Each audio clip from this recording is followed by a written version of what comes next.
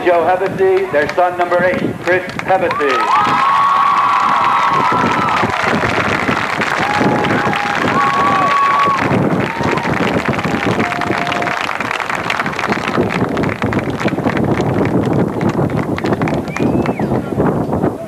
Charlotte Jack Wiesbrock, number 22, co-captain John Wiesbrock.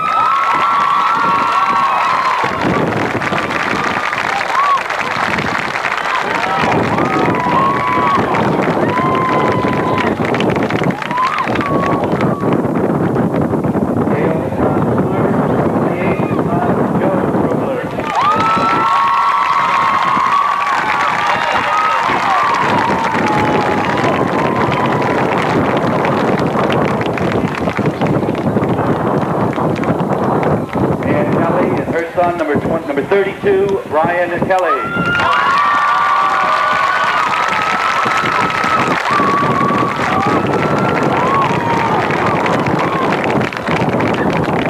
Diane Bob Spignetti, and number 34, Rob Spignetti.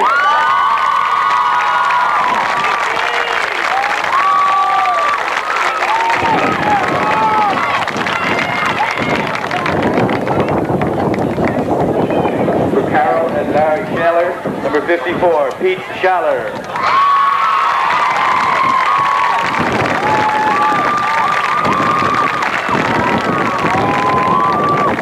Nancy Ken Green, number 60, Dave Green.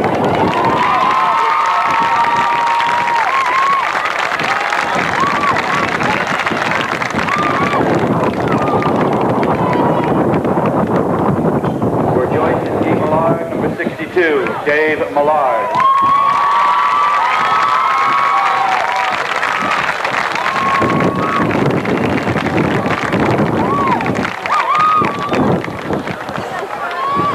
Brian Joe Hughes, number 74, Kevin Hughes.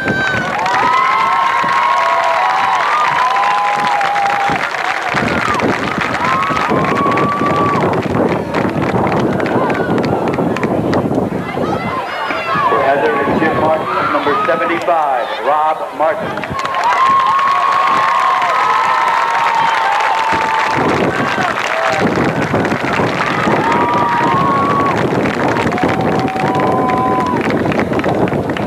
For Joanne and John Vince, number 76, Todd Vince.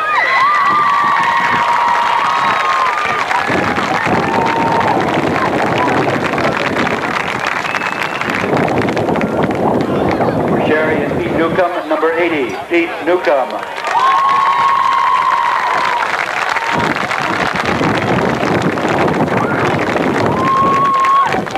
And for Donna and Bob Duncanson, number 84, co-captain Scott Duncanson.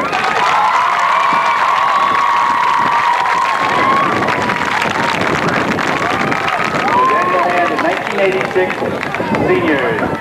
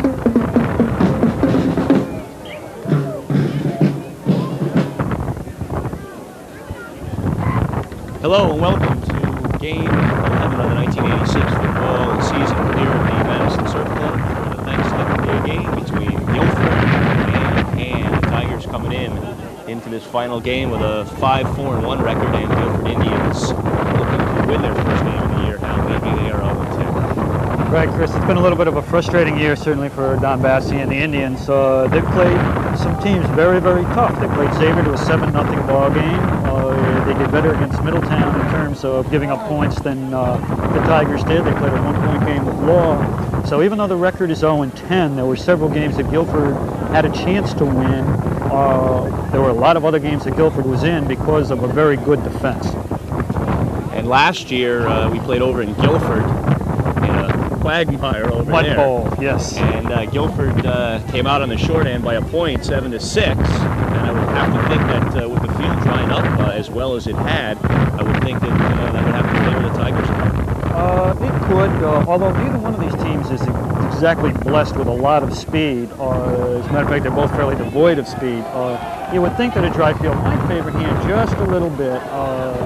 Tigers, what quickness there is, the Tigers do have. But again, Guilford, very, very strong defensively, led by John Todd, an inside linebacker who's also competent, and defensive end Gary Sachs.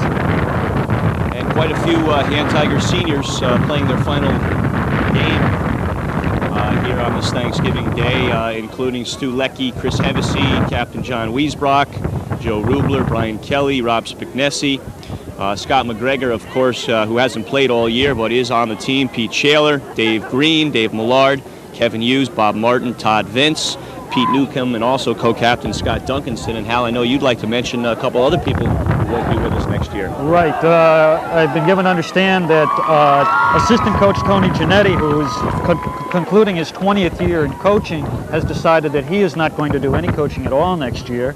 And also John Wood, who's been here now for 6 years as a manager for the Tigers, has told Larry Ciotti that he's not planning on being back next year either, so it's the last game for both of them as well. And we're just about a moment or so away from the opening kickoff. The Tigers will be kicking to the Indians, and dropping deep for Guilford will be Dave Kelly, number 35, and also Sean Portley, number 37. Steve McIntyre teeing it up at his own 40, as the Tigers will be moving from west to east. Chris, this field has drained very, very well. Considering all the rain that we've had, there are very few bare spots, a tiny little bit of water, but not too bad. Footing should be reasonably good. And we're set for action in the Thanksgiving Day clash, and McIntyre booms one. It'll go into the end zone, and it will come out to the 20, where Guilford will have it 1st and 10 as we get going here at the Madison Surf Club. Mac took advantage of the wind pretty well. Wind blowing pretty much the way the Tigers are going into the faces of the Indians in the first quarter, and McIntyre got a very nice kick out of that. Guilford comes out with a strange formation. 4 receivers to the right-hand side. They try a screen or a hitch to the left, and it works for maybe a yard, Hal, at best. A little trick action to open things up. Right, John Toddy was the receiver on that play, number 37. Sean Portley, rather, 37 was the receiver on that play. Guilford has done this before with Han. They've opened up with some tricky stuff. Again, the Indians just trying to make things happen, maybe get people a little bit confused, and with nothing to lose, really, why not? The quarterback for the Indians is Dave Kelly, the halfbacks, Sean Portley, Stephen Fox, the fullback, John Toddy, the wide out, Dennis Cole. And the pitch here goes to number 37, Portley. Portley taken down by Green and Spignesi. Pete Newcomb got into the backfield, got a hand around Portley's ankle, and started him on his way down. Good penetration by Newcomb on that play. And 3rd down and long, about 9 coming up for the Indians. One other thing about the Indians, Chris, they start very, very few seniors. If you look through the lineup, every one of the skill position people is an underclassman. Rich Timmy, the center, is a senior, and Jeff Goronsky, one of the tackles, is a senior, along with John Paul Cartier, one of the guards. They are the only seniors who start on offense for the Indians. So this is a team that's maybe building towards another year. Portley, the ball carrier, he was stopped for no gain, brings up a 4th down situation for the Indians, and Duncanson and Hevesy will drop deep. They will stand just inside their own 45-yard line. Dave Kelly is supposedly the punter, but we see 34 out there, and Kelly is 35. And a wobbly snap, a high punt. The wind will hold this one up, and it will take a bit of an Indian bounce and be down right about the 40-yard line. The Tigers excellent field position for their first possession here this morning. And I'll tell you, if you want an idea how hard the wind is blowing, the hat blew off one of the officials. Chris, people might be seeing something a little bit different out here today in terms of the officiating because it's Thanksgiving. There are 5 officials rather than 4. That's something that the New Haven board does. It started over the Eastern Board a few years ago where they would donate the 5th official for Thanksgiving. And that's the case here today. There are 5 officials plus the clock operator rather than the normal 4. We'll get into that in a couple minutes. Tigers, of course, offensively and defensively starting their seniors, and Guilford's first possession went by so quickly we weren't able to mention the Tiger defense. On offense, we see right off the bat, though, that Bob Martin starting at left tackle for the Tigers. Other than that, most of the seniors start as a general course of things, so there's not too many changes that have been made.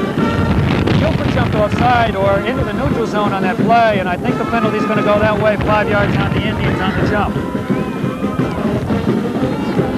The officials, Mark Barbado is the referee. He's the guy in the white hat who will make the calls for you. Al Rocco, the umpire. Joe McLaughlin, the linesman. Bob McHenry, the field judge. Vin Puello, the back judge. And in the press box, George Klivak is the clock operator. First down 5 from the 35 for the Tigers. Lone setback. The pitch goes that way to Kelly. Kelly slips, gets up, and he will be marked down. Brian's knee hit when he started to make that cut, Chris, and that's one of those slippery spots right around the 40-yard line that we were talking about before. There are not too many of them on the field, really, but that's a spot that's a little bit slippery, and Brian had a little trouble getting his footing going around the corner. Back to the 38, they mark it, loss of 3. Bring up second down to 8. That should have been an illegal procedure penalty because the Tigers had 2 people moving at the same time, and they did not call it. And Kelly is the ball carrier, and he's hit and taken down by Blomster, number 54, for the Indians after a short pickup of a couple. And it'll bring up a third down situation, a long 5 for the Tigers. Probably 3rd and 6, which we would assume would be a passing situation, and anytime there's a passing situation, you want to look for Scott Duncanson. Tigers come out with the eye. Spignesi and Kelly behind quarterback Chris Hevesy. And Hevesy pitches to Kelly. Kelly cuts back and will not get the first down, but on 4th, I would think the Tigers would probably go for it. They're at about the 32, and it'll be 4th and 2. All right, they need to get just inside the 30, maybe get the nose of the ball across the 30-yard line. So it's 4th and a yard and a half to 2 yards. Danny Zaneski checking in with a play. It's going to be tough to read the scoreboard here. I think there are just about 8 minutes to go in the first quarter, but it's very difficult to see. The sun shines into the lights, and you don't get a chance to see it very well. Lecky checks in. He's in the slot on the left side. They pitch to Kelly behind the blocking of Lecky, and a stiff arm against John Barbetti, number 9, may have got Kelly the first down, as he did it pretty much on his own. It looks like they gave him the 29, so he should have the first down. Again, Brian did that very much on his own. Gary Sachs, the defensive end on that side, number 99, who was a second-team All-Coastal Conference pick for Guilford, did a nice job of fighting off the block and almost made the play. Tigers send Duncanson split out wide to the right. Ball spotted at the 29. 1st and 10 out of the eye. Hevesy gives to Kelly. Kelly's hit right about the line of scrimmage. Manages forward for 1. Steve Fox, the junior, number 30, in on that play with a big hit. Guilford, as offensively, Guilford defensively does not play a whole lot of seniors either. 88 Brendan McCauley at one end, 99 Gary Sachs at the other. Sachs is a senior, McCauley's a sophomore. Salito is a junior, and Jeff Gronsky's a senior at the defensive tackle. 2nd and 9, down, out, and down. Duncanson open, but over there to intercept it is Glenn Goronsky, number 89, and he goes out of bounds at the 10 where Guilford will take over. And Glenn Goronsky is in playing that other defensive end. We heard that Brendan McCauley, the sophomore, number 88, might not be able to play too much because of an injury, and Glenn Goronsky was playing in his place on that and ranged deep into the secondary to make the interception.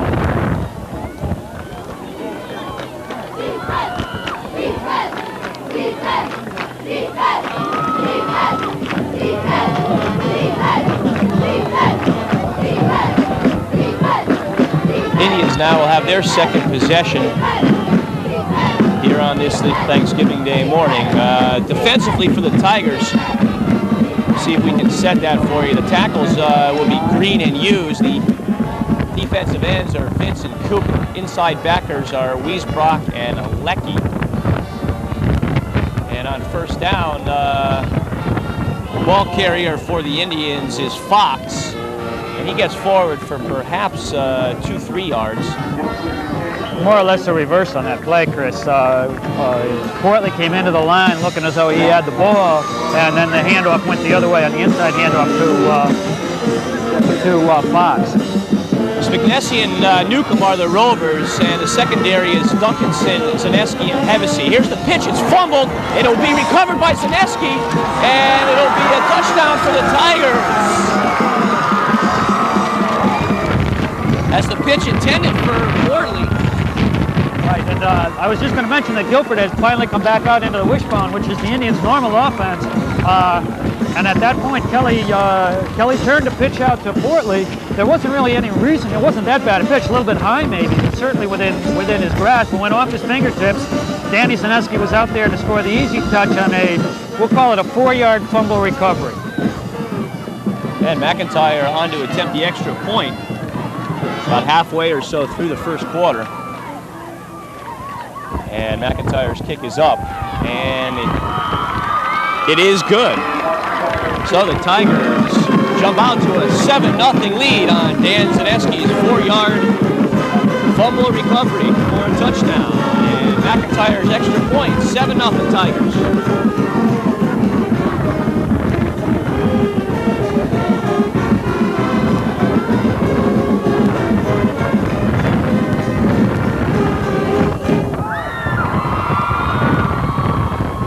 And Portley, they are back deep inside their own 10-yard line as the ball blows off the tee. McIntyre resets it. The wind is definitely blowing fairly strong. It's not quite as strong as it was the other week. We lost the camera and everything else at halftime. It's coming pretty good. For those of you who didn't see the second half of the Middletown games, because the camera blew off the tripod at halftime and broke into a couple different pieces. There were probably a lot of people who didn't mind not seeing the second half of that game anyway, because it was just a repeat of the first half, and the Blue Dragons kind of ran away with things. Portley had a little trouble handling the kickoff from McIntyre, recovered it, and advances the ball up over the 20-yard line, about the 23.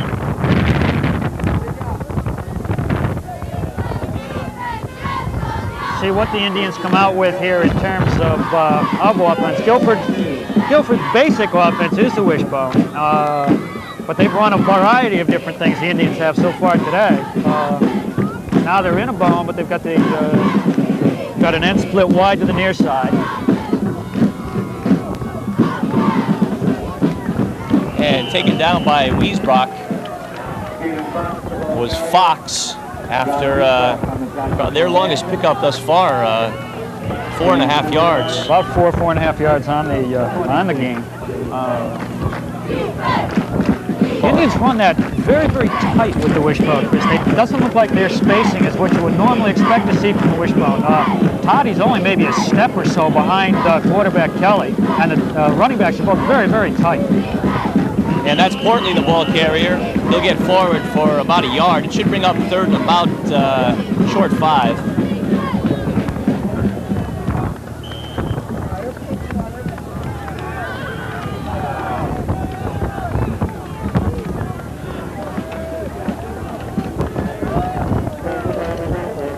Quarterback for the Indians, Kelly, only a sophomore, 5'11", 170.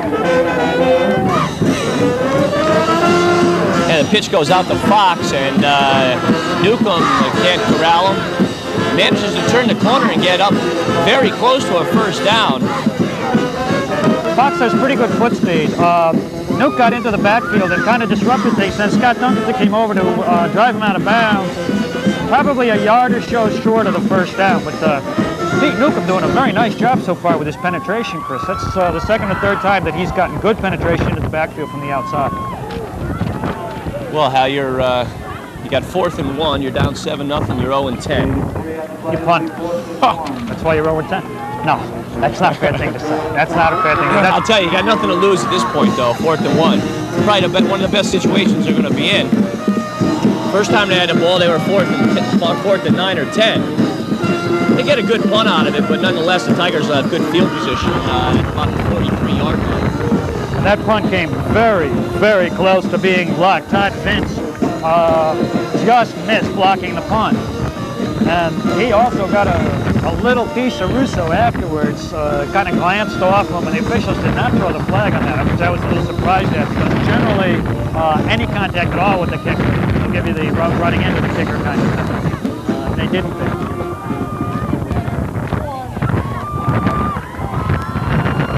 Out of the eye of the Tigers, the ball at Kelly. Kelly gets forward for a nice pickup of about 6 yards. And Gary Sachs, number 99, and on the tackle for Guilford, definitely the Indians' best defensive line. Good football player. Offensively, the Tigers have Dave Green at center. Millard and Scheller are the guards. Vince and Hughes are the tackles. Wiesbrock is the tight end. Duncanson and Rubler split out wide to the right. McNessie and Kelly behind Hevesy. And it's Kelly off right tackle. They'll get the first down and more inside Guilford's 45-yard line, down close to the 44.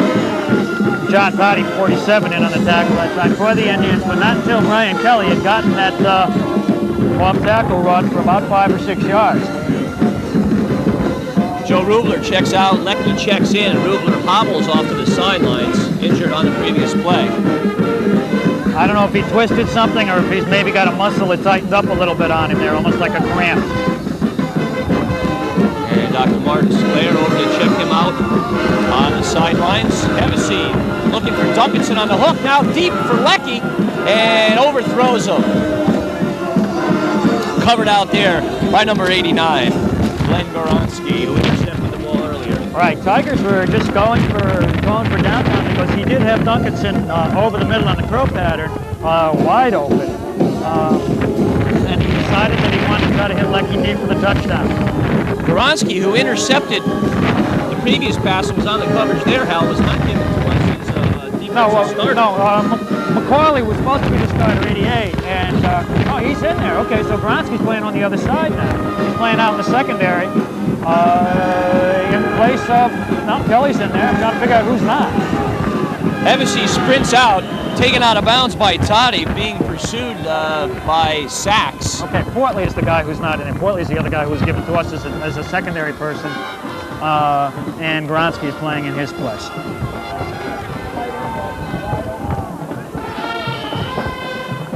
Third down and 8 for the Tigers. Because of the way the sun's situated here, we're not able to tell you the time left in the quarter. I'm going to guess on 3:07, but I wouldn't swear to it. We are late, first quarter action. Tigers up 7-0. Lecky and Duncanson to the near side. Little fake Wiesbrock's counter. wide open. Almost intercepted by Fox, who got a hand in there. And also Glenn Blomster, number 54, was right there on the coverage, the pass to Duncanson. If he'd waited another half a second, he had John Wiesbrock for 6 because Wiesbrock was breaking clear of the secondary. Fourth down now for the Tigers from the Indian 42. They come out in punt formation with Kelly and Fox dropping deep. Zaneski can hit the end zone from here with this win, Chris. You have to try to kick it out of bounds if he can. And he boots it. And it does easily go through the end zone with the wind at his back. That one traveled probably 55 to 60 yards in the air 55 or so, yeah. From where he punted it to where it hit. And the Indians will get another shot here, their third possession here in the first quarter. Thus far, Guilford has not been able to get a first down. And this has been a problem for the Indians all year. It's been lack of offense. They've done fairly well defensively, and certainly they've shut hand down pretty well so far in the first quarter. They just have not been able to move the ball or to score. And that's Fox, the ball carrier, and a nice pickup of about 5. Zaneski over on the tackle.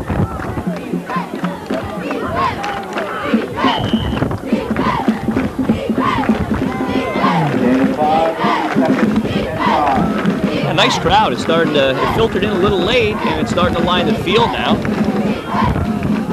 And all the stands are filled. And they were announcing the seniors because we were commenting there were probably more people on the field than there were in the stands, but that certainly has changed by now. There's a pretty decent crowd here, probably a couple thousand. And Fox, once again, the ball carrier, got 4. So 5 and 4, and a 3rd and 1 now, as Fox has been their bright spot offensively thus far. The only one that's been able to gain any significant yardage. Just under 2 minutes to go in the first quarter. And it's a fullback, Toddy, and I believe he'll come up just a bit short. Let's see the spot here, Chris, because if he got it across the 30... Oh, they're going to give it to him. Yeah, they're going to say the nose of the ball's on the 30, and they're giving it a first down. They didn't even measure it. Well, again, they started from the 20 because the punt was in the end zone. But if you get a picture of that ball there, it's... not a real good spot. Boy, I'll tell you, that ball, I'm not even sure the nose is touching the 30. I'm not sure if it is either, Chris. And they didn't even question it. No? They just moved the chains, boom.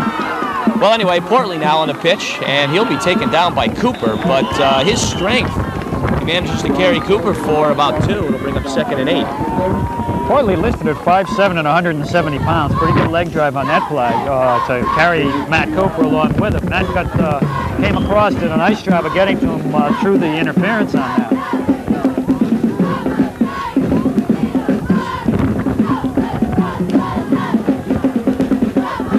And Cooper kind of quietly has done a nice job. I don't think he was penciled in to be a starter early in the year, in the preseason, and he's done a fine job. Yes, he has, Chris. He's every week, you know, he seems to come on in learning how to play his position and learning how to do the things that you want a football player to do. He's done a real good job. I think Larry's got to be very pleased with the progress that he's shown over the course of the year. Vince on that tackle is he trailed the play left to right and came from the backside to make the tackle.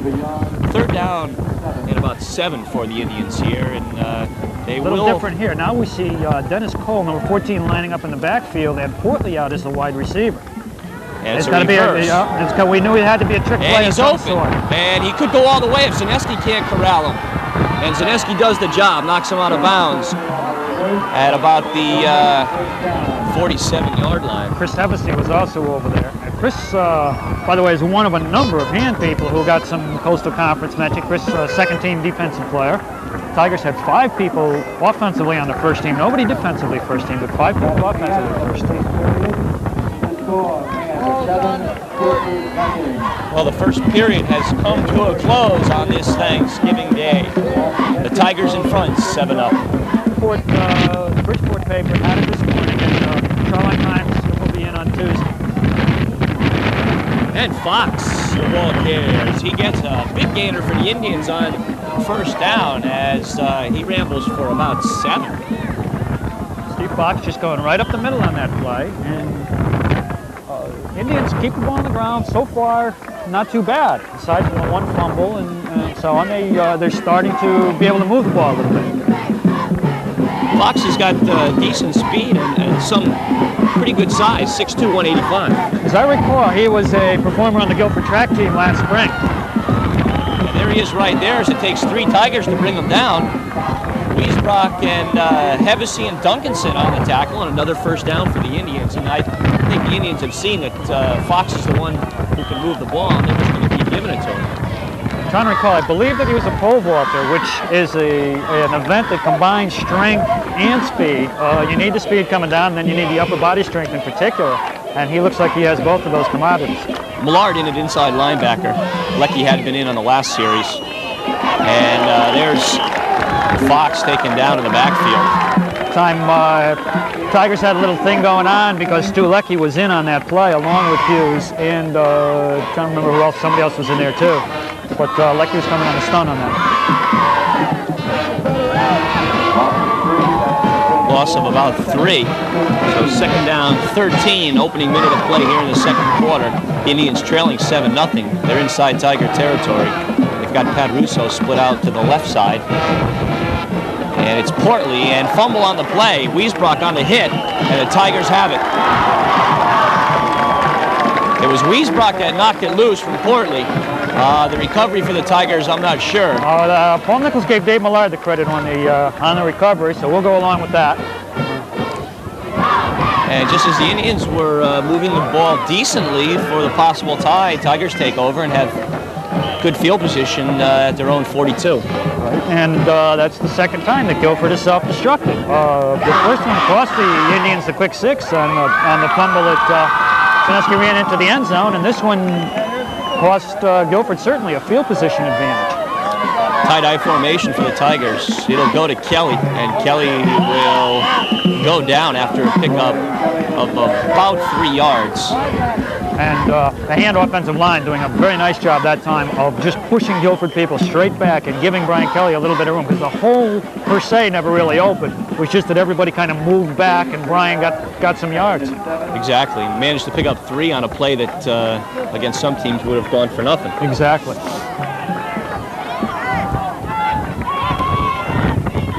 Second down 7, Spignesi, that may be his first carry. Yes, I believe it was his first carry, and that time Hevesy tried for that quick hitter on the reverse pivot handoff, faking the outside pitch to Kelly and trying to slip it to Spignesi coming up the middle. Right there waiting for it. Give Bob 1 yard on the play. Third down 6 for the Tigers. That's the kind of a play that really looks beautiful if it goes. All of a sudden the guy's out in the secondary running for a touchdown. Duncanson and McIntyre, the wideouts to the left side. Wiesbrock tight right. They come back with Kelly, and Kelly is taken down behind the line of scrimmage by Barbetti. Loss of a yard will bring up 4th down in a punting situation for the Tigers. Mike Salado, number 77, also in on the tackle on that play, but Barbetti was coming from the linebacker spot and ran right into the play. And now Sineski will be forced to punt it into the wind, and they'll send Kelly and also Fox back deep, along with Goronski. And number 89, Goronski, listed at 6'4", 195. Sineski will angle it, try to angle it, but it comes down. And it takes a good Tiger roll all the way down to the 25, 26-yard line. Danny did a nice job on that. He kept the ball down low, tried to punch it through the wind. The same thing guys behind us are doing out on the golf course today, I think. There are some people out here playing golf, but tried to keep that ball low and kind of drive it into the wind, and he got a nice bounce out of it as well. And he winds up with a pretty good punt, considering the wind factor. So you got about a 25, 26-yard punt with no return. And the Indians are going to go 26-yard line. Check that, make it 35. 35. And over the right side for a couple, that's Fox. Cooper again in on the tackle for the Tigers.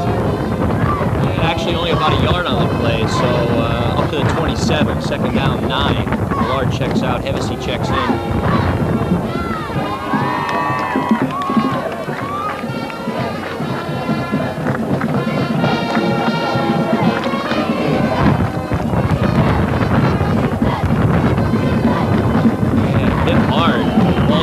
Kelly handed off to the right halfback, and that was Fox, I believe, once again. All right, that time Green was in on the bottom of the pile on that. A whole bunch of other people right around him. One thing with the Indians, by not passing the ball, they have, Hand is able to put 8 men up pretty close and have the secondary people also ready to come in to make tackles. Guilford almost has to think about it, especially with the wind. First time, two receivers to the right. The pass is thrown up and caught on the far sideline by Cole. Dennis Cole, the junior wide receiver, 5'1" line reception for the first time for the Indians. He's not the first kid by that name to be playing at Guilford. I think Dennis is the third in line. Tommy and Mike Cole both were very good football players at Guilford. Just as we were saying, Chris, he does have to throw the ball a little bit just to loosen up that hand defense. These guys are kind of cheating in another step or two on every block. This time Cole splits out to the left. Kelly can't handle the snap from center from Timmy, but manages to fall on it and recover it. I think John Toddy might have been the person on that ball. 47, the fullback, I think was the person who came in there to get the recovery. Heads up play then. If it was Toddy, heads up play. So you saw the ball off the ground. Loss of 1. So second down and 11.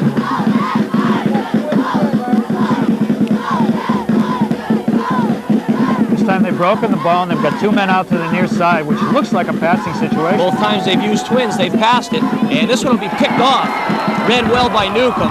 And he'll be taken down inside Indian territory at about the 47-yard line, as Newcomb had that lined up all the way. Yes, he did. The ball kind of floated a little bit too. It was not a real great throw, and Pete Newcomb was right there. He had it defensed, and it was right at the first down marker. The Indians knew where they had to get the first down, because that was right at the 47-yard line, which is what they needed for the first down. Pete Newcomb intercepted and got a 6-yard return, and once again, and with nice field position. Starting at the Indian 47.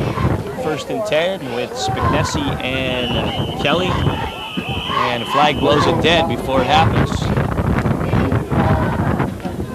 There were a lot of whistles and no flags, and finally the official threw one in just to make it official.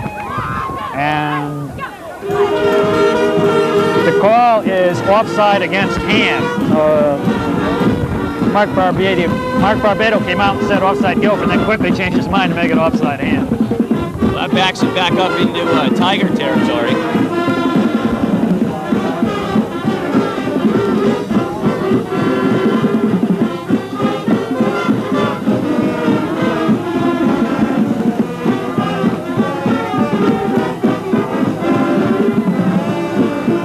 Hevesy sprinting out to the right. Has Wiesbrock. Sideline, almost picked off. Over there on the coverage was Cole. Cole, nice play, because he had John Wiesbrock open, and Cole came in and made a big league play to get in front of that ball.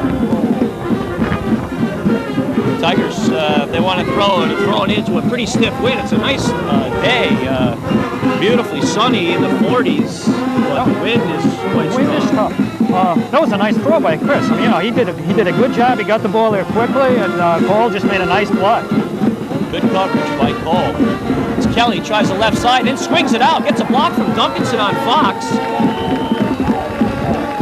And a nice pickup down to about the 42 of the Indians.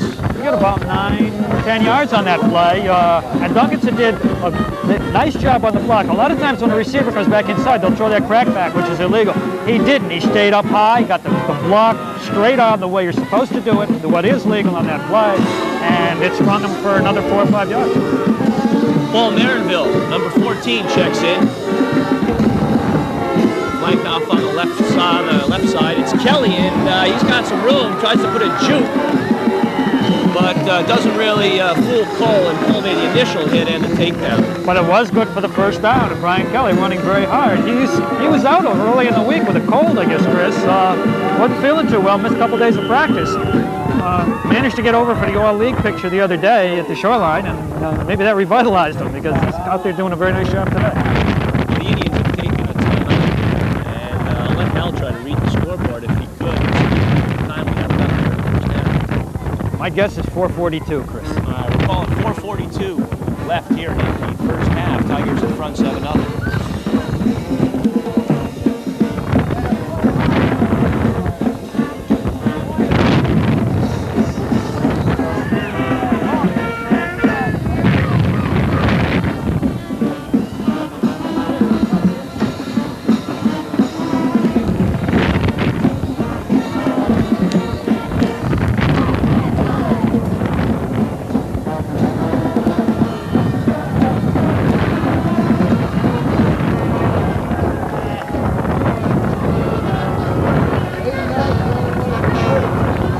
First and 10, pro set. And deflected intended for Duncanson on the slant. Number 89, Goronsky rather. Glenn Goronsky, number 89, got a big hand up there. And that night he was playing up in the defensive line rather than the secondary where he was earlier, Chris. Yeah, Goronsky impresses me quite a bit, and he's got the size. He's only a junior, 6'4", 195. And he seems to be around the ball. Out of the eye on 2nd and 10. Pitch goes to Kelly behind Vincent Shaler, and what looked like wasn't going to be much of a gain turned out to be about a 7-yard pickup. But Todd Vince did a good job. He got enough of a piece of Steve Fox to give Kelly room to cut it up, and Brian is running tough today. 3rd down, between 3 and 4 yards. Markers show 4. Looks to be a little closer to 3.5. Out of the eye with Marinville in there on the right. Duncanson split wide to the left, and they give to Spignesi on the quick hitter. Spignesi will not get enough for the first and bring it 4th and short. He probably got about half the distance that was needed. He's maybe inside the 25, maybe right at the 25. He needs about 1.5 to 2 yards for the first down here on a 4th down play. And obviously the Tigers should go for it here inside the 25. A little too long for a field goal with the wind blowing the way it is.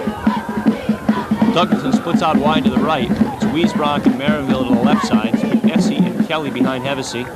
And they'll give it to Kelly, and Kelly will get the first down and more as he gets down inside the 20-yard line down to about the 18. And a big block that time by Robbie Spignesi, who had carried on the play before, that time back at the fullback spot, which is a blocking back spot in the handoff as normally. And he did his job very, very well. He gave probably the big block on that block.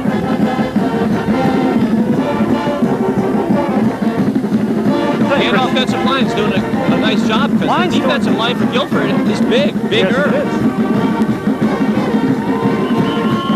I think we're going to get an offside call there on the Tigers. Looked like a little jumping of the gun by Pete Shaler on that play.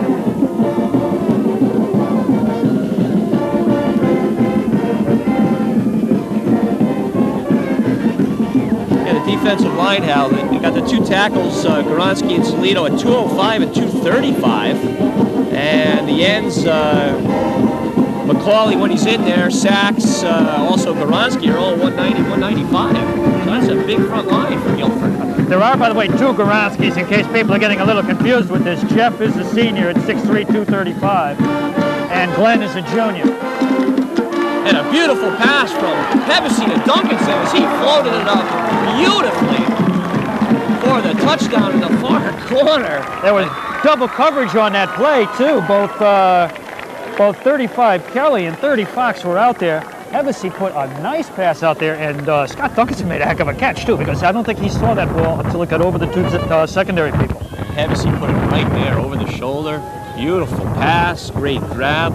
I believe it was from about the 18-yard line. Hevesy let it go from the 25 and threw it across the field, so it was about a 35-yard pass in the air.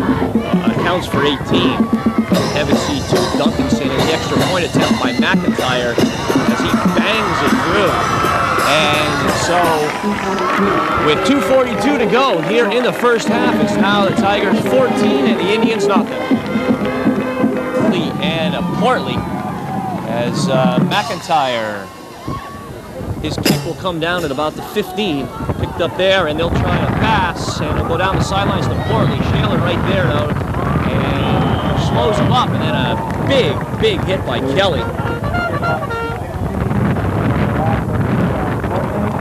That pass was just about a lateral, which is legal. You know, you don't have to throw the ball underhand for it to be a lateral. You can throw it overhand as long as your lateral has to do with where you are in relation to the person who's catching the ball. A legal play, and work to get the ball up, give the Indians fairly good field position out at their own 34. But time's starting to become a factor with just about 2 minutes to go in the first half, Chris. On first down, pass is thrown up, and it will be almost picked off by Duncanson, but nonetheless knocked down out of the hands of Dennis Cole. Let me mention on that hit on the sidelines, I called it as Kelly, and then I saw McIntyre also get up. It's possible that the kicker McIntyre there were 2 people. There were 2 people on that hit. May have been in on the hit or may have made the hit. So let me get Steve's name in there since he's on my JV baseball team.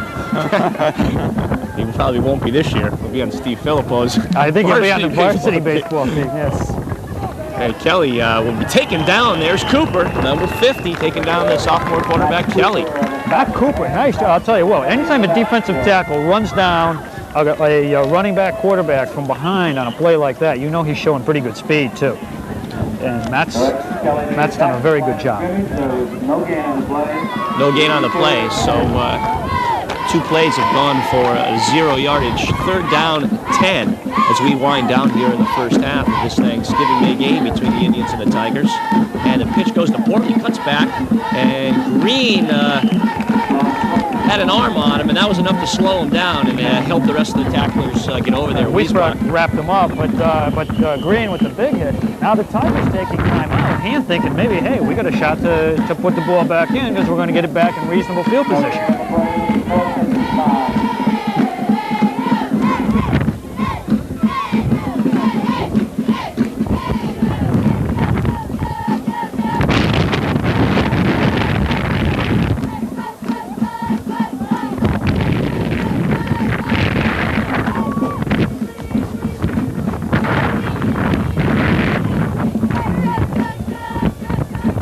Leckie came to the sidelines, got the defensive call from the defensive coordinator, I guess you could call him, Steve Sekula. Hevesy and Duncanson drop deep. They'll be standing inside their own 25. And once again, the kicker will be Russo, number 34. High snap, Cooper's in there, almost blocks it. Beautiful kick, though. Duncanson let it go, and he touches it and helps it out of bounds down at about the 9-10 yard line. Right, Portley had good coverage on that. That was bombed. That ball was kicked tremendously well by Russo. Of course, the wind, getting it up into that jet stream helps it out, but even so, that was a great kick. Russo wasn't listed as the... yeah, I guess he was, Chris. Yeah, he was? Yeah, he was listed as the punter. I thought it was Kelly, but I guess Russo has been doing the punting for Guilford. I can understand why. Oh, yeah? Wind or no wind, that thing was bombed.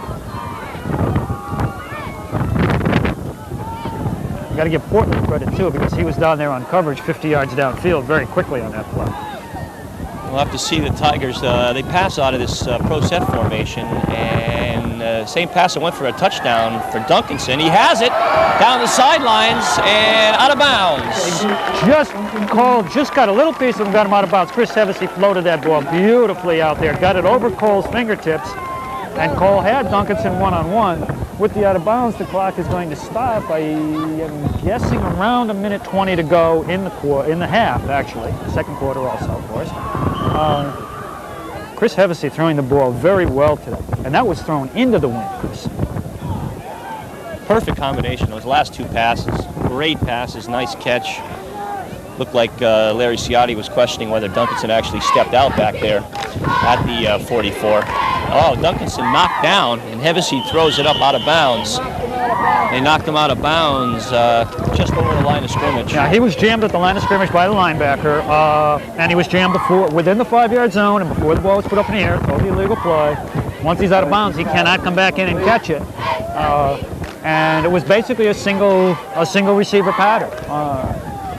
He did have a man out on the other side, but he was looking to dunk all the way. 2nd and 10. Ball up close to the Tiger 44 out of the pro set. Hevesy straight drop back. Looking over the middle now to the side of Wiesbrock, and Wiesbrock gets out of bounds. Or taken out of bounds by Barbetti, depending on what way you want to look at it. Short of the first down at the Indian 48. I guess in 1:06 right now, Chris. Trying to read that clock is tough to read. We could get a picture of the clock camera sometime. Talking about here with the sunshine right off the clock. We're not able to tell. We're guessing it's probably a minute or less to go here in the first half. Tigers looking for more. And a little fake counter draw. Hevesy forced to roll out. Has somebody open. And it's Wiesbrock, I believe. And a nice catch. He took that ball right about the ankles. And he also did a great job of working his way back to the quarterback, something that a lot of times a high school kid won't do. But he saw that Chris was in a little bit of trouble back there. He was rolling away from the side he wants to throw to, rolling left, trying to throw with his right hand. And Wiesbrock worked his way back into a position where he was open. Chris put the ball there. First down at the Indian 40. Quick out to Duncanson, incomplete. And We must mention that it's a little bit tough for the Tigers out there because quarterback Hevesy really doesn't have much time left either, I don't believe, because I don't think he can read it any better than we can. Probably not, even though he's straight on. I think there are 46 seconds left.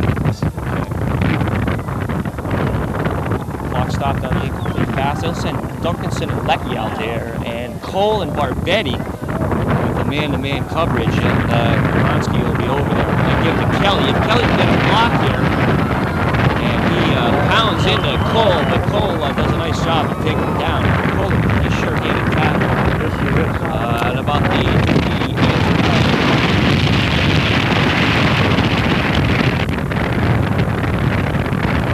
timeout now, taken by the Tigers.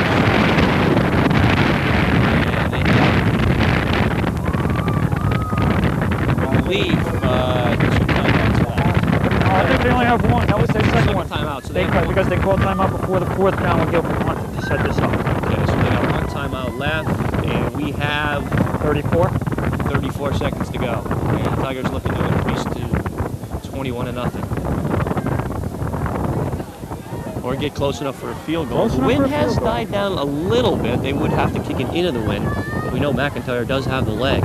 I would guess that you would want another 10 to 12 yards before doing that, because I would say probably right now you might be able to get in the low 30s for field goal. That'd probably be as far as you want to go. And in order to do that, you need to be at the 15. We mentioned Rubler coming into the field early. He is now on the sidelines on crutches.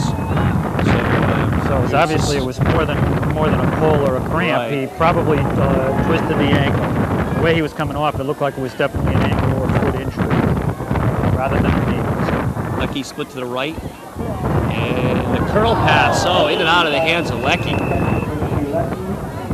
Duncanson lined up inside, came outside, and Leckie curled inside.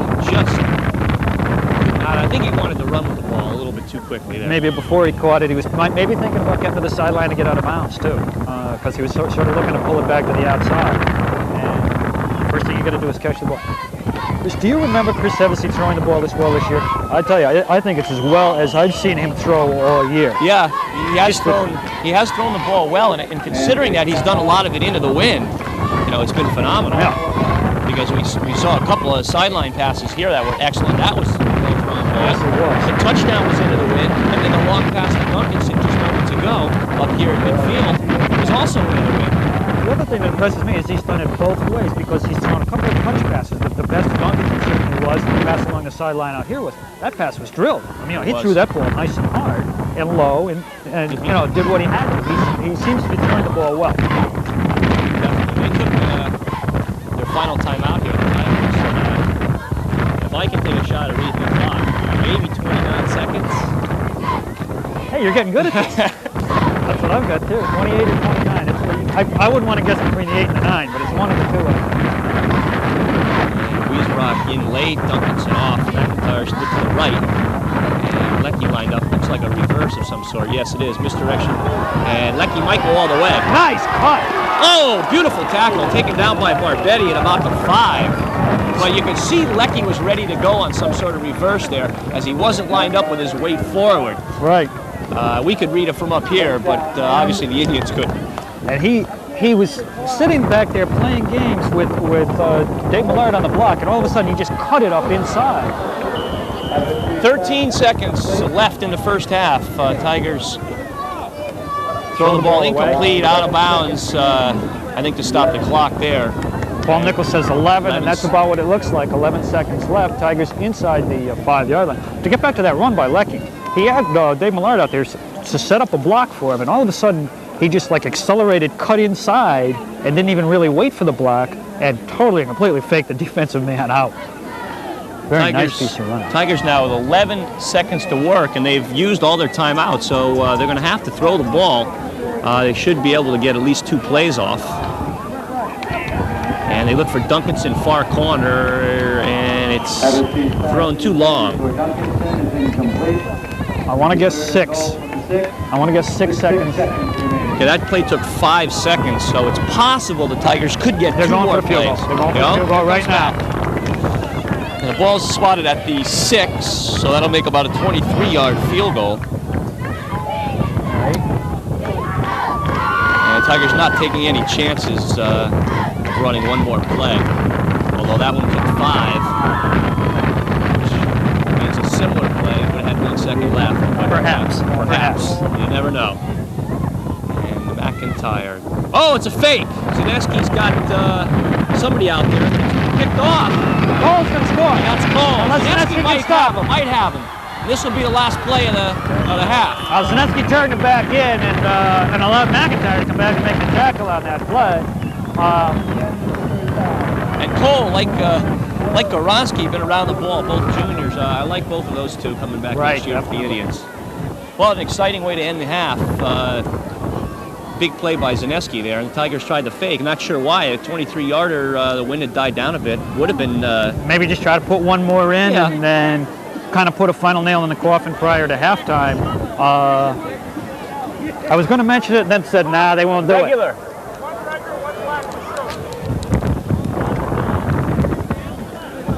Halftime activities will begin. Tigers leading at 14-0 at the half as the fake field goal does not work. Your thoughts quickly, Hal, in the first half? Guilford certainly has shown itself to be a good, strong defensive team, as we knew it would, and has shown itself to have self-destruct tendencies on offense. The Tigers took advantage of one mistake. Danny Zaneski picked up a fumble, ran it in 4 yards for a touchdown. McIntyre converted. And the other one was set up when Pete Newcomb picked off a pass, got it back to the Guilford 47, and hand put the ball into the end zone thanks to a very, very pretty Chris Hevesy to Scott Duncanson pass over double coverage in the corner of the end zone. Well, I'm looking forward to the second half action. It's been an exciting first half considering, the Guilford is an 0-10 team coming in. And the Tigers having an off season. Guilford hand, though, is always going to be a big game. Larry Ciotti said before this game, he said, I hope the kids understand that Guilford is going to be ready to play this game. And if they think they can go through the motions, meaning his team, and win, he said they're wrong. He said they've got to be ready to play also. And it's been set up well this game because the Indians have a chance to win their first game of the season, beat Madison at their own field, and the Tigers have a chance to avert a 500 season. Right.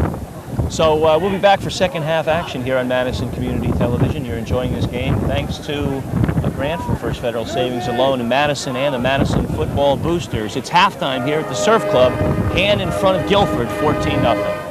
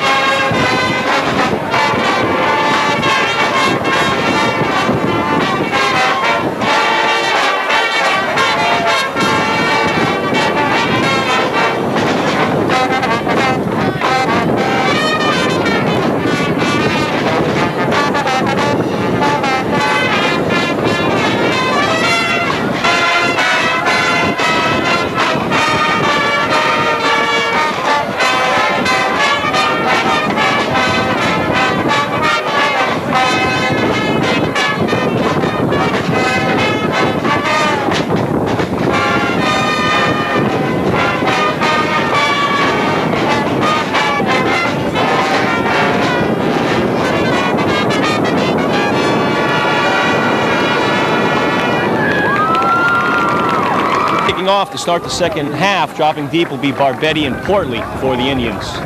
And Hand also kicked off to start the first half. I'm not sure, Chris, whether somebody won a toss and deferred or if somebody took the win. I believe Guilford won the opening toss.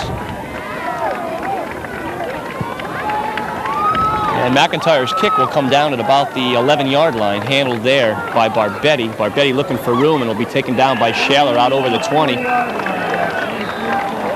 Have to see what the second half brings here, because very long halftime with both bands playing certainly very well, and then with the crowning of the homecoming king and queen for the Tigers, Jennifer Quinn, the homecoming queen, and John Wiesbrock, who was being represented by Paul Lambert on the field because he was in the locker room, being the homecoming king. Flag's a face mask, Chris, which is going to give Guilford very good field position out very close to the 40-yard line. Across the 40, as a matter of fact. No, 38. 38-yard line. 38. And they come out with a unbalanced line to the right side. One running back, that's Portley, and Portley will be taken down by Spignesi. And Portley pick up of about 5 yards. But Portley had a little bit of trouble holding on to the ball on that play, too. Rob Spignesi in there on the bottom of the pile, linebacker making the tackle.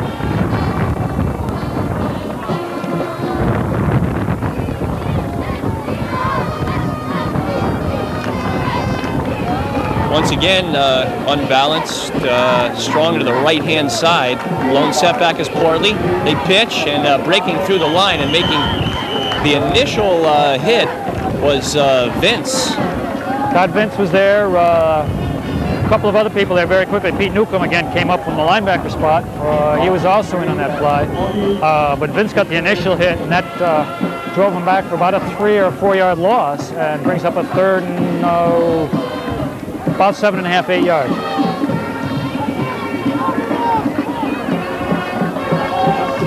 Indians come out with a wideout, Pat Russo, split out to the left, out of the bone behind Kelly, and it's Fox. And Fox, credit the tackle to Hughes, he may have slipped a bit. And fourth down situation for the Indians. Paul Marinville in there on defense also. He saw a couple plays offensively earlier also.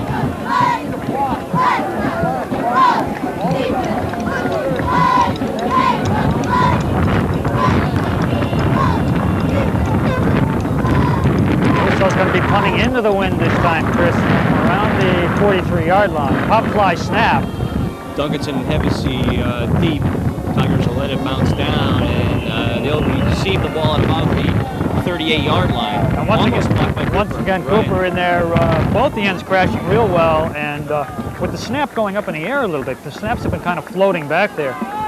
It gives Hand an extra half step to get in there, and I wouldn't be surprised to see one blocked before the game's over.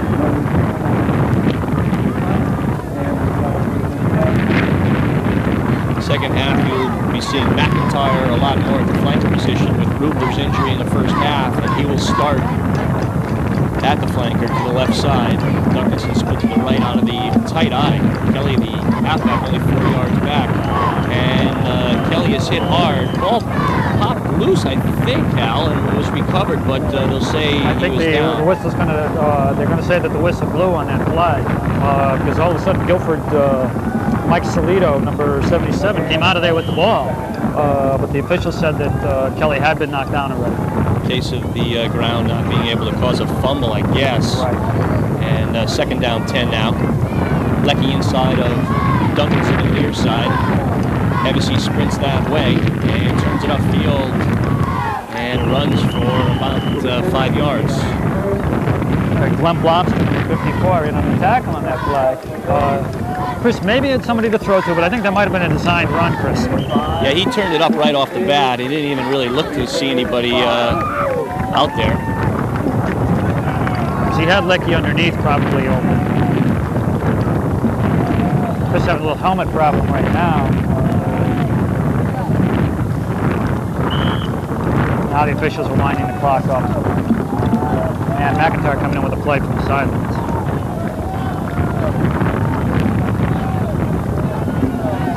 good many of these Indians, how we were talking about in the first half, are coming back next year. Cole, Fox, Russo, Portley. They got Akampora. I don't think he's seen any action. Blumster, Finnerty, Goransky. Quite a few. Yes, there are, and a lot of them are people who've done a lot of playing as well. Kelly, with a nice run off tackle to the far side there, gets the first down at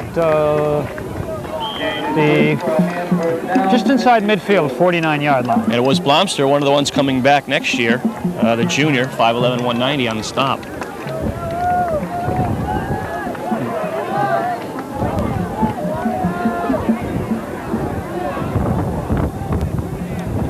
Lecky to the left, Duncanson to the right. Pitch goes to Kelly.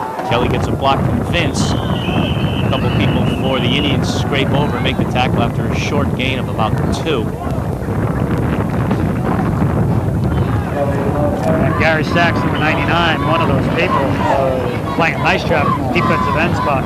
He is one of the few seniors who sees a lot of action for the Indians.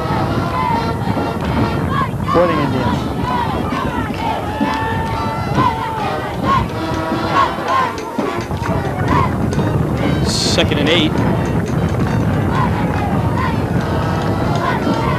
Have a seat at Kelly. Kelly has room on the outside, and it's Goransky on the tackle, pushing Kelly out of bounds at about the 33-yard line, and a good-sized pickup of about 17 yards or so for Kelly. Brian Kelly broke a tackle at the line of scrimmage. It looked like he was pretty well wrapped up, and he just ran right through what was a fairly good tackle for him, you know, arms around, shoulder into him, and he just ran right through it and turned that, what could have been a loss, into a nice first down run. Tigers have Duncanson to the right, man-to-man coverage out there. They square it out. Pass was behind him, but a nice catch by Duncanson. Pickup of about 7 on first down. And that's a scary pass because that's the kind that gets picked off, Chris.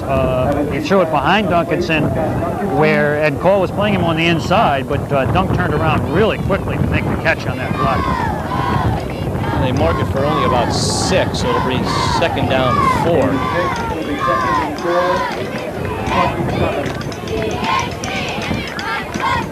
Duncanson comes to the left side, Wiesbrock and Lecky to the right.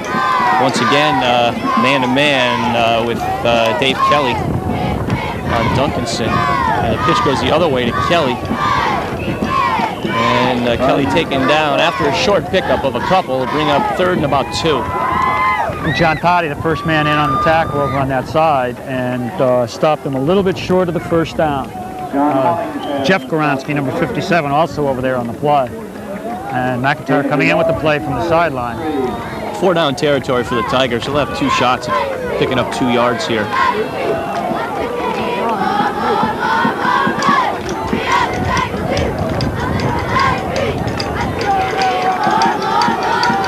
Hevesy, a little play action, looking deep. Had McIntyre open. Wiesbrock, a nice catch. As I believe Goransky thought he had it lined up for the pick. I think he did. Goransky came flying in there. It looked like he had the ball ready to intercept, and Wiesbrock somehow got his hands on the ball. We have a penalty on the play, roughing the passer on Guilford. I missed that. I was looking downfield to see the catch and missed the roughing. I did see the flag down there, and that's going to be, it's going to cost, actually it's not going to cost Guilford anything because Hand will turn the penalty down and take the play on a very, very nice catch by John Wiesbrock. Tigers around the 7-yard line approximately with a first and goal. Very nice catch by Wiesbrock. Not sure if Goransky actually tipped that ball or not, but excellent catch. And once again, Hevesy continues to impress here this morning. It's Kelly, and he powers forward probably for 3 or 4 down to about the 4-yard line, so we'll give him 3 yards on that carry. It'll bring up second down goal from about the 4. Just under 5 minutes to go here in the third period, and the Tigers moving the ball pretty well. Doing a lot of the damage through the air, and then Brian Kelly running the ball, but the pass plays have been some big ones. Tigers showing 2 tight ends, power eye. I'm not sure if that was actually a power eye. Kelly pounds down probably close to the 1. Good drive by Brian Kelly on that. Let's see where the spot is, because he kind of lunged at the last second. He's certainly inside the 3, probably somewhere between the 1 and 2 yard line. It looks to be about the 2. Yeah, 3rd down and goal from the 2. Now McIntyre in and Leckie out. But everybody lining up tight once again for the Tigers. Yeah, it is a power eye right. They'll go left behind left side, and Kelly got in. Yes, he did. Again, that offensive line doing a very nice job of pushing Guilford people back. A hole per se, never really open.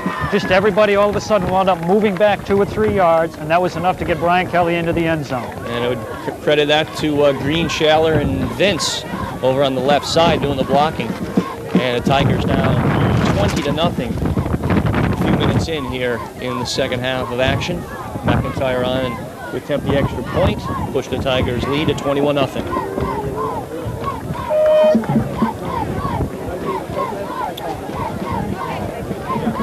Green snaps to Zaneski, and McIntyre's kick is up, and it is good.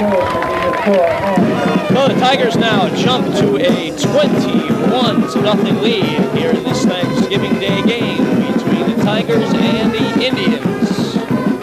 Marbetti and Portley drop deep. McIntyre to hit it from his own 40-yard line. They're standing inside their 10, respecting the leg of McIntyre with the wind, and McIntyre booms one. It'll come down just inside the 10, taken by Portley, turns some speed on, out over the 20, and he'll be taken down by Marinville and ridden out of bounds just over the 20-yard line. Chris, one thing the Tigers have done pretty well today is cover kicks, and that at times has been a little bit of a difficulty this year. Dan Thompson, number 81, over on got a piece of that play also. Hand did a very nice job on that kickoff, and McIntyre is putting the ball up in the air and getting it pretty deep. Guilford will move from their own 21. They'll send, once again, 2 receivers to their right side, and they've done it twice before, and both times they've passed the ball, so we'll have to look for a pass here. First down, there's movement all over on both sides. Have to think it would probably be against the Indians, but we'll wait and see. And Dave Green's down there clapping his hands, and John Wiesbrock just pointed the other way, so we would assume that it's...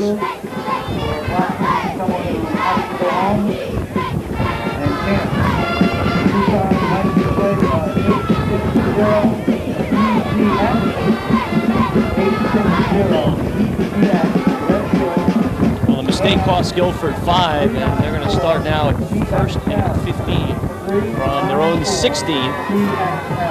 It's Fox and Cole split to the right. And yes, they will pass, or Kelly may decide to keep it. He gets around Cooper. Wiesbrock coming over has the angle. Cooper from behind, Wiesbrock from the side. Takes down sophomore quarterback Kelly out over the 25 to about the 26. And Kelly turned that into about a 10-yard gain. Kelly came up at the beginning of this year. He was listed as a running back rather than a quarterback, Chris. He's only a sophomore. And, you know, his arm right now, a little bit suspect, a little bit, you know, not real strong. But it looks like he has a reasonable presence back there, and you assume that if he gets a couple of years that he could turn into a pretty fine quarterback. As a sophomore. Kelly gives to Fox, and Fox finds a decent hole and gets forward for close to first down yardage. Officials are saying that it is a first down. They're not even bothering to measure. He's over the 30 out to the 31, so that's definitely a first down. Gain of 6 to the 31. That is good for a Guilford first down. Fox has been their best ground gainer. Yes, he has. He's Toddy has not seen the ball much, and Portley's had trouble handling it. So it's been Fox pretty much on the ground.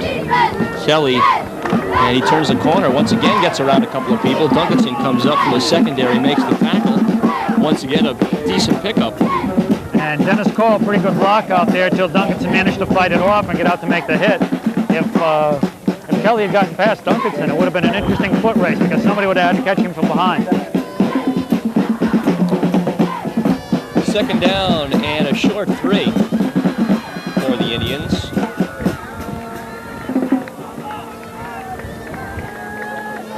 once again, Guilford's shown the ability to move the ball. The question is whether or not the Indians can sustain it or if they will get back to that proclivity for self-destruction. And here's Fox, and Fox taken down after a gain of about 1. John Wiesbrock. Just short of the first down. He's probably third and less than a yard to go, Chris. Problem with the Indians is that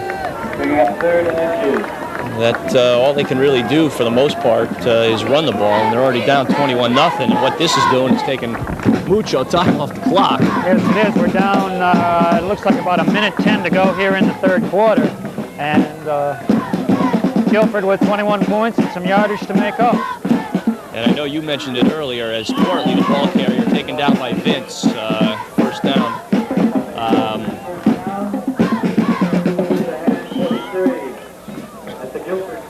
Okay, yeah, the ball's at the 43-yard line. I was just about to say something, Hal. I lost my train of thought on that first down carry by Portly.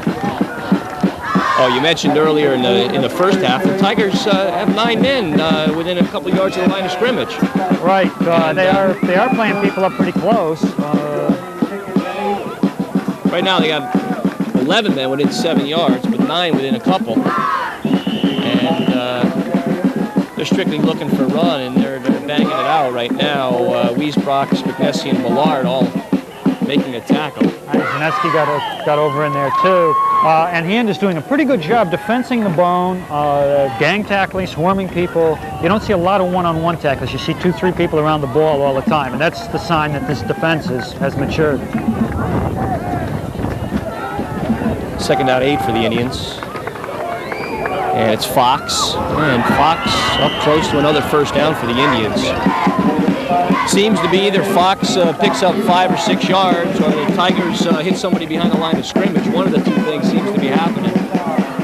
And that's the end of the third quarter, and Guilford has gotten penetration into Hand territory for one of the very few times all day, Chris. And they won't have to move far as they change ends.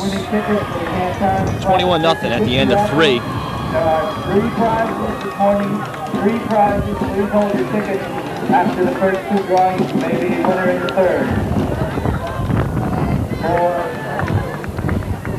For $100, ticket number 33-697. 33-697.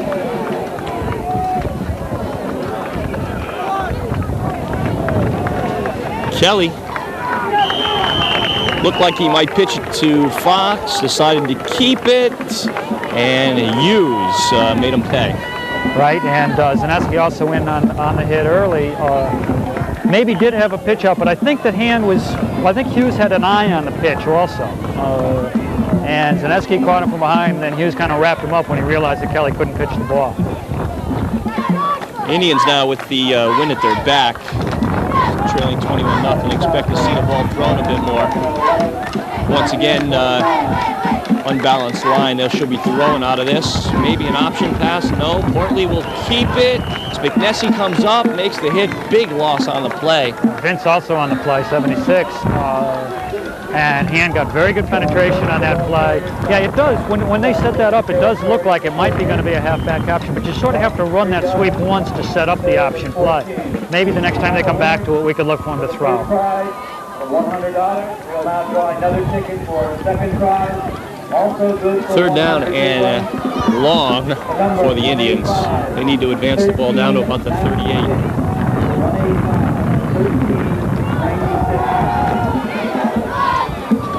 And a little razzle-dazzle.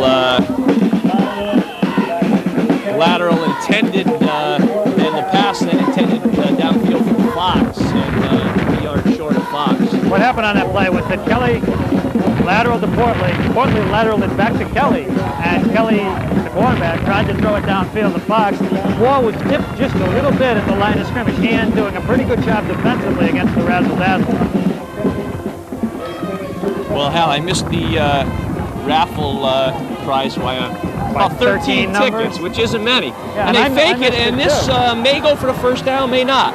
No. Close, but not enough. Although, nice run by Russo. Yeah, and the punter.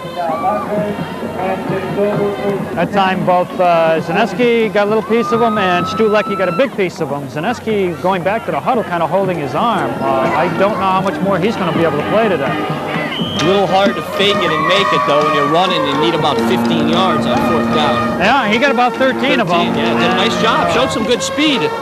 And Russo also listed as a QB halfback.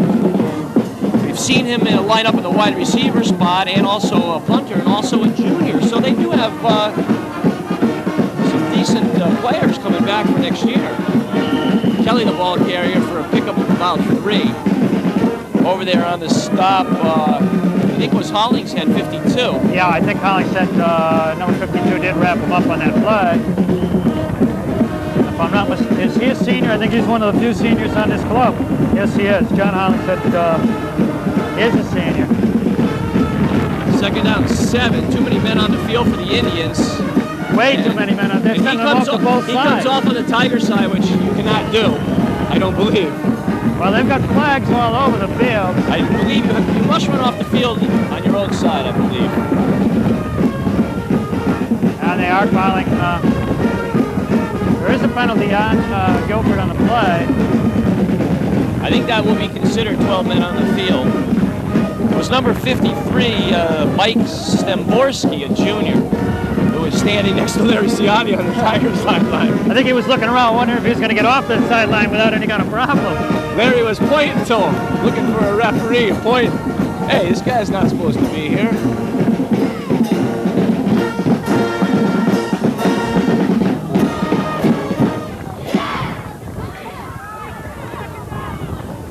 I believe he called it a legal substitution.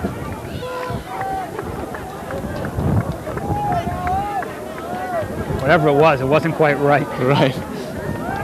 So 2nd down, long 2 for the Tigers for a first out of the eye. Kelly a little deeper. Play action, boom. Sachs takes down, I think it was Sachs. May have been Koronsky, you never know. No, Sachs. It was there, 99 Sachs. Okay, Sachs from his defensive end position. And Hevesy just rolled that way. Sachs had his block beaten and was just right there to make the stop. Good play by Gary Sachs. And all of a sudden now he is looking at a 3rd and 11 for what was a 2nd and 1.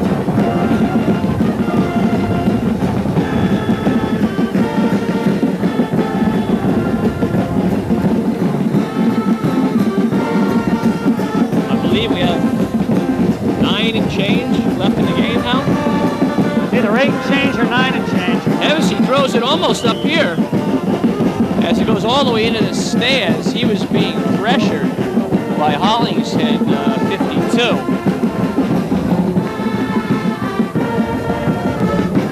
Big defensive surge that time by Guilford. I don't know if maybe he had a screen set up just the way he dropped back and everything, but it wasn't there. And Chris did throw the ball away. And it's going to bring up a 4th and long, and we would assume that the Tigers are going to be in a punting situation. Now, Hevesy is back to punt. And the Indians not sure either, as Kelly looks at the sidelines, and Bassey says, move back, move back. Hevesy hits a line drive. It takes a Tiger bounce, though, and it'll go all the way down to the 31-yard line. Danny Zaneski had come off the field holding his shoulder earlier, and I'm looking for him on the sideline and don't see him. Chris Hevesy wound up doing the punting. Not a bad kick. Well, the Indians... I think that confused Guilford a little bit, too. Yeah, I do. As far as the Indians go, I mean, they've been far from impressive, but it is sort of hard to imagine if they weren't able to win a game somewhere along the line with the likes of teams like Foreign, and there's a fumble on that play. Green may have the recovery if the Indians didn't get it back. No, the Indians got it back. Portley, I think, got the ball back. Green was on top of Portley, but Portley was on top of the football. There's a gain of a yard on the play. Again, I agree with you, Chris. It's difficult to imagine, but again, we've seen just those little things that happen. The fumble, the interception, 1, 6, 7, 8 plays, get a drive going, and then kind of self-destruct. And apparently that has been the case with Guilford all year. It's like just a snake-bitten kind of season. Right. Pickup of 2 on the slant. And may have been a nice reception by Cole. Yes, it was. A nice catch by Picked Cole. it right off the ground. Had a very, very good reception by Cole. Cole got his arm under that ball. The official was right there on the spot. Cole had his arm under the ball, kind of hooked it up. It never touched the ground. Pickup of about 4. The Indians need more than that. They're just 7 minutes right now left in the ball game, and Guilford needs 3 touchdowns. 3rd down 4, Windett, sophomore Dave Kelly's back. Yeah, they'll send one receiver to the right side. That's Russo. They're still in the wishbone. And they fake to the fullback, and Kelly will be taken down by number 50. That's Cooper. And the Tigers are doing a very, very good job of defending this wishbone. Every place you look, there are hand people where they belong. He defends it from the inside out. And handed, certainly on that play, was like a textbook example of how you do that. Just had everything covered, and Matt Cooper ran down Kelly. And we know from past experience, the Tigers have not always had great luck defending the wishbone. Well, it helps when you have enough speed to maintain equal footing with the other team. It's tough to defend when the other guys are quicker than you are. They also haven't used the fullback very much, which doesn't set up much else in the wishbone. That's Fox on a 4th down. He won't get enough, and it should turn over on downs here, I believe, Hal. Yes, it does. It looks like Tigers are going to wind up taking over in Guilford territory. And again, Guilford with nothing to lose at this point. Down 3 touchdowns, 7 minutes to go in the ball game. You might just well go for it. Yeah, normally you might question, 4th and around 5 or so why you'd run, but really Fox has been their best weapon today, and he's been getting 5-6 yards a carry at times. So they went with their best stuff, and he came up about a half a yard short. Kelly with a big hole, and Barbetti and Blumster on the tackle. And Brian ran that one for about 5 yards, so bringing up a 2nd and 5 at the 35, and clock winding down to a little over 5 minutes to go at this point, Chris. The sun's moved just enough now so we can maybe get a little bit better view of that clock. The number's starting to come into focus a little bit. Hevesy to Kelly, and Kelly taken down by Toddy. Short pickup. Gain maybe 1 on that play. 3rd down and probably 4. 4:55 to go now.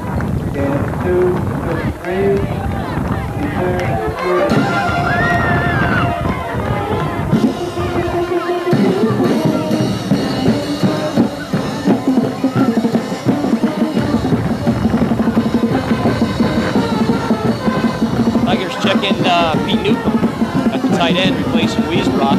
Pro set backfield. Hevesy pitches to Kelly, and Kelly hit by 4 or 5 Indians, including Toddy and also Jeff Morovsky. And a 4th down situation now. Now this is one of those delicate things, Chris. You're in 4-down territory. You don't really have a long way to punt the ball, but you're also up 21-0 with 4 minutes to go, and you don't really want to rub it in. No matter what you do, you're not going to please everybody on this plot. They send Lecky split to the right, Duncanson wide to the left. Out of the eye on 4th and 2. Hevesy's going to pass the ball. Throws it deep and out of bounds. Well, Guilford does take over. Let's just kind of leave it at that. It's difficult to do a lot of second guessing at this point.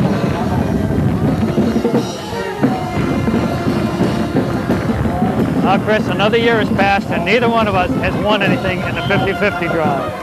No, 5 or 6 home games, $5 a pop. I'm out 30 for the year. Yeah, all right, that's likewise. I missed one by 15 numbers and one by 20 numbers today, which is the closest I've come. I missed one by about 13 or 14. Flag on the play.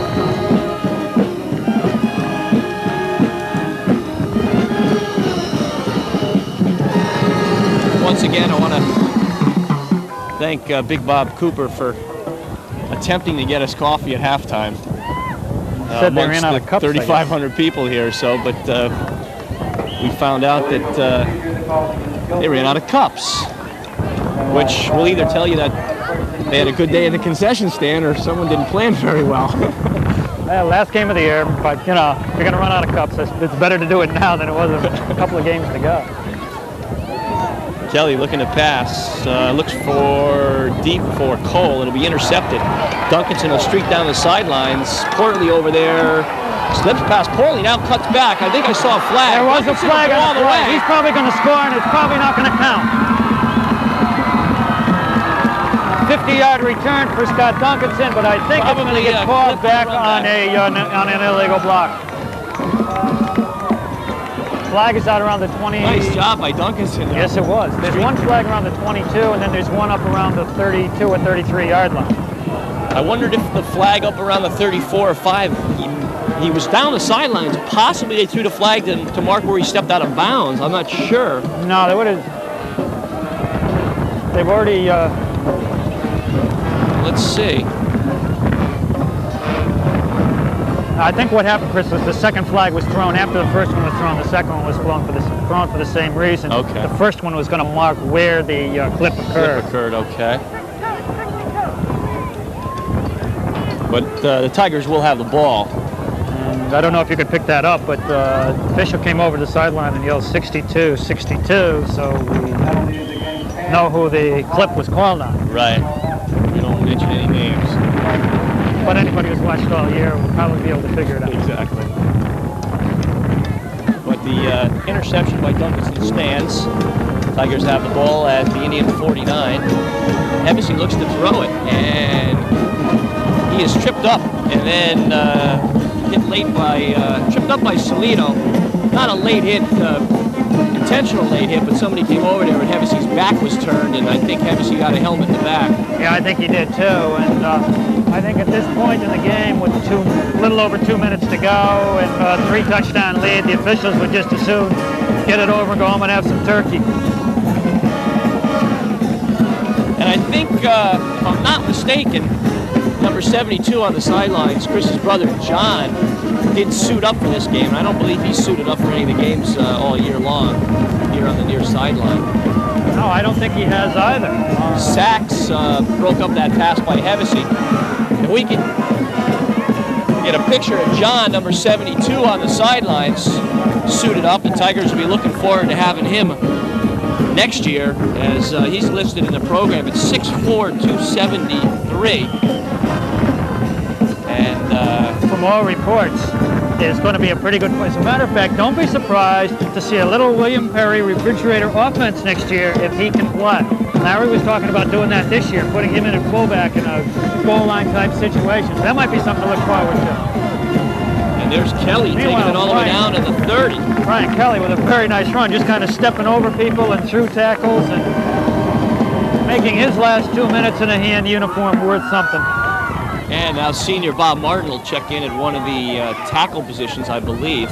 Vince will come out. And Kelly quietly has amassed a lot of yards this season. Yeah, yes he has. He went over 1,000 in the second half of the Middletown game where we missed, and he's probably going to finish with something close to 1,200. Ooh, McNessie runs into a few people. They go down. He goes forward for a pickup of about 5 yards. About a minute, a little under a minute 50 to go here, Chris. And Tigers basically pretty much running out the season out, keeping the ball on the ground. Now Chris Hevesy comes off and gets a nice round of applause from the people who are here. And Danny Sineski will run it out at quarterback. Danny back in. He came off kind of holding his shoulder, but he went back in the last series defensively. Pitches to Kelly. Kelly running like he would like to add one more touch to his season. And now the Tigers making wholesale substitutions here. Everybody getting a chance to get into the Guilford game, at least for a little bit.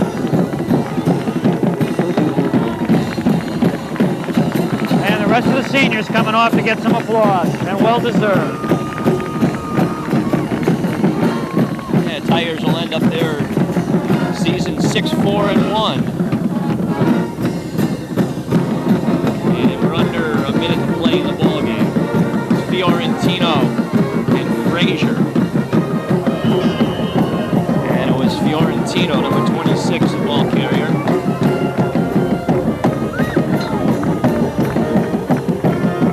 Betts is in there. Guzio also in there. Thompson's in there.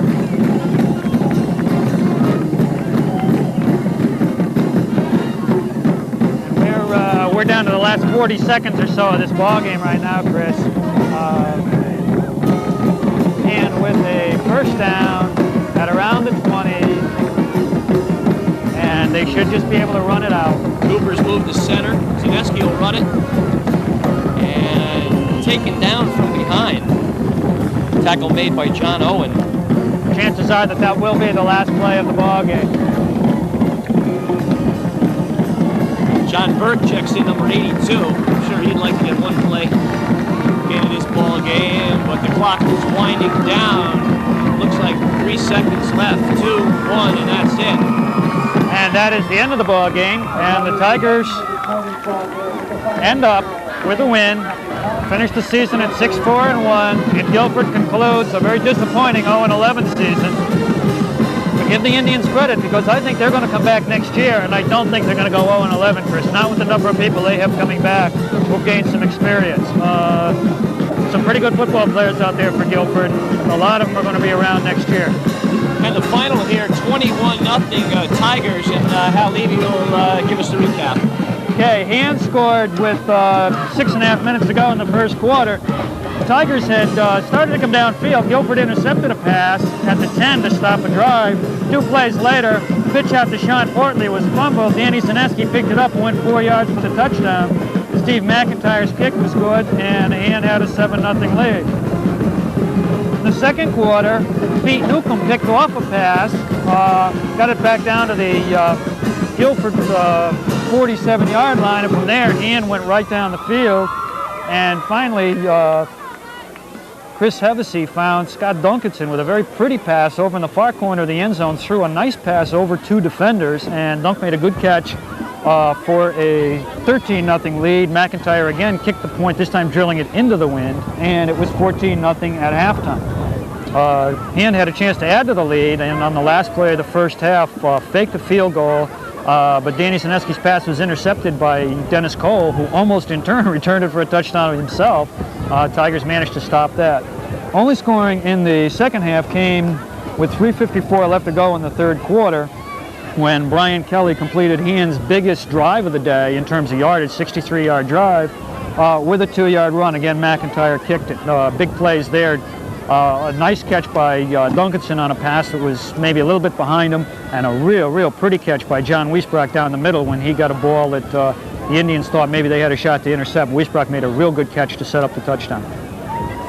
And so that's how it ended up here, 21-0. And of course, the Tigers love to end their season with a win on Thanksgiving Day. It kind of makes things look a lot nicer the next year when you start things off. Yeah, it makes dinner taste good and all the rest of it. And it's going to be interesting to see what happens next year. This league is not an easy league to go through. Stratford should be pretty good. They've got a lot of skilled people coming back, certainly. They have to replace some linemen, but with the skilled people and the tremendous speed that they have, people like Lofton and so on coming back, that's going to be a good club. And Stratford, of course, going to the playoffs this year.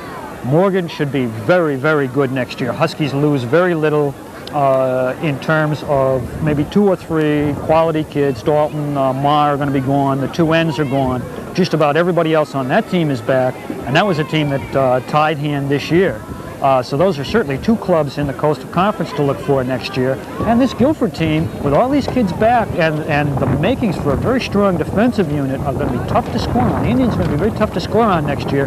If they can figure out a way to put some points on the board, they could become a factor in the Coastal Conference.